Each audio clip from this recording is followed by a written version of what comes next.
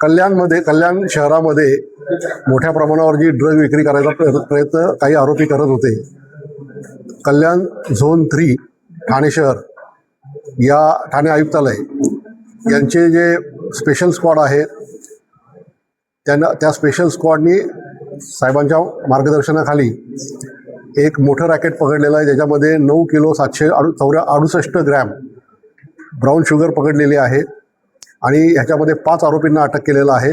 त्यापैकी 2 तर आपल्या कल्याणमधले आहेत इथे, जे इथं ड्रग्सचा व्यवसाय पूर्णपणे करत होते आणि ह्याची किंमत जी आहे ती साधारणतः 32 कोटी 18 लाख रुपये एवढी किंमत आहे. ह्या 5 आरोपींपैकी जे 3 आरोपी आहेत त्यांच्यावरती एक अमजद पठाण म्हणून जो मुख्य ह्याच्यातला जो किंगपिन ज्याला म्हणता येईल त्याच्यावरती 20 गुन्हे दाखल आहेत. अगोदरचे पण 2 मोका दाखल आहेत. दुसरा जो आहे तो कासिम म्हणून आहे, त्याच्यावरती 3 गुन्हे आहेत आणि सद्दाम गफूर शेख याच्यावरती 7 गुन्हे आहेत पूर्वीचे. आणि ही जी मंडळी आहे ही नाशिकवरून ड्रग घेऊन यायची इकडे कल्याणमधनं परत मुंबईपर्यंत असं ते रॅकेट त्यांचा रूट होता आणि ह्याच्यापेक्षाही मोठा रूट असू शकेल, कारण अमजद पठाण याच्यावरती आंतरराज्य गुन्हेसुद्धा ड्रग्सच्या संदर्भामध्ये दाखल आहेत. एकंदरीतच आम्ही ह्या सगळ्यामध्ये आतापर्यंत जे 5 आरोपी अटक केले त्यापैकी जो मेन आहे तो काल अटक केलेला आहे आणि त्याला आता 10 दिवसाची PCR मिळालेली आहे. यामध्ये आम्ही अजून त्याचे कुठे सप्लाय आहेत, कोण त्याचे अजून साथीदार आहेत त्याचा आम्ही पूर्णपणे तपास करत आहोत.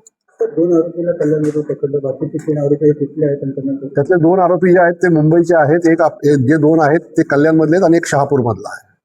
हे कुठून आणायचे आणि कोणाला हे सांगितलं ना आता, एस्टॅब्लिश जे आहे की नाशिकवरनं येऊन इथे कल्याण मार्गे मुंबई असा तो रूट आहे. मी सांगितलं त्याप्रमाणे अमजद हा ह्या सगळ्यातला मुख्य आरोपी आहे.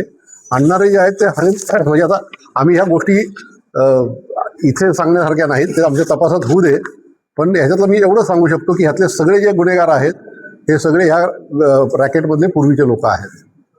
ही सगळ्यात मोठी कारवाई ही मला वाटतं की कल्याण आणि ठाणे शहरातली ही सगळ्यात मोठी कारवाई आहे. आम्ही 1 एप्रिलपासून ह्याच्यात कारवाई चालू आहे आणि एक आरोपी आम्ही कलेक्ट करत त्याच्याकरता माल जप्त करत याप्रमाणे आत्ता शेवटचा आरोपी आत्ता आम्हाला शेवटचा नाही, हा आत्ता मुख्य आरोपी आम्हाला आत्ता मिळालेला आहे.